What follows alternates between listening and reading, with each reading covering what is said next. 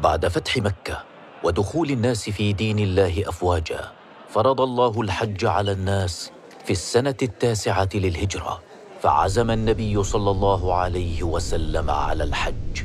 فتسامع الناس أن رسول الله صلى الله عليه وسلم يريد الحج، فقدم إلى المدينة خلق كثير يريدون أن يحجوا معه صلوات ربي وسلامه عليه.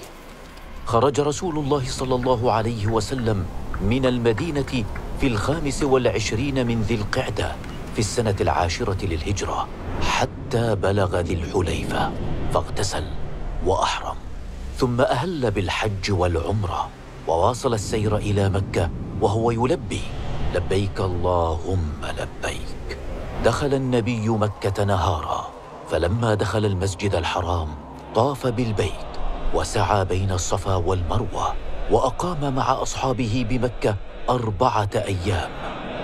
وفي 8 من ذي الحجة توجه النبي صلى الله عليه وسلم إلى منى، فصلى بها الظهر والعصر والمغرب والعشاء والفجر، ثم مكث قليلا حتى طلعت الشمس، ثم توجه إلى عرفات. وفي عرفات أمر أن تضرب له خيمة، فنزل بها، ثم أتى بطن وادي عرنة، فخطب في المسلمين خطبة الوداع التي ذكر فيها أصول الإسلام وقواعد الدين.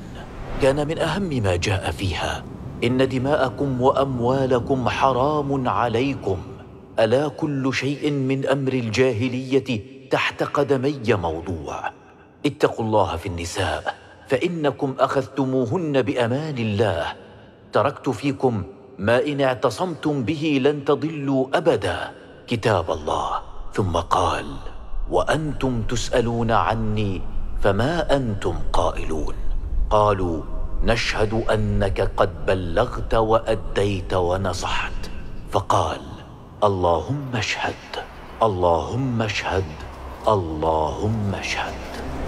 ولم يزل النبي صلى الله عليه وسلم واقفا في عرفات حتى غربت الشمس، وهناك أنزل الله عليه قوله تعالى: اليوم أكملت لكم دينكم وأتممت عليكم نعمتي ورضيت لكم الإسلام دينا.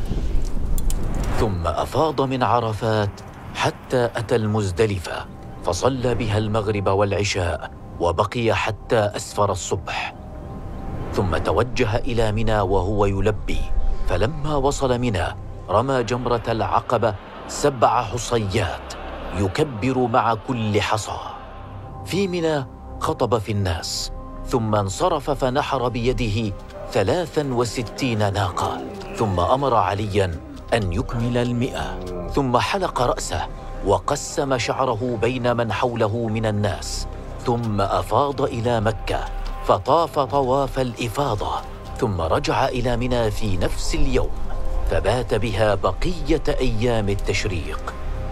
وفي 13 من ذي الحجة ركب إلى البيت فطاف به طواف الوداع، ثم توجه راجعا إلى المدينة المنورة.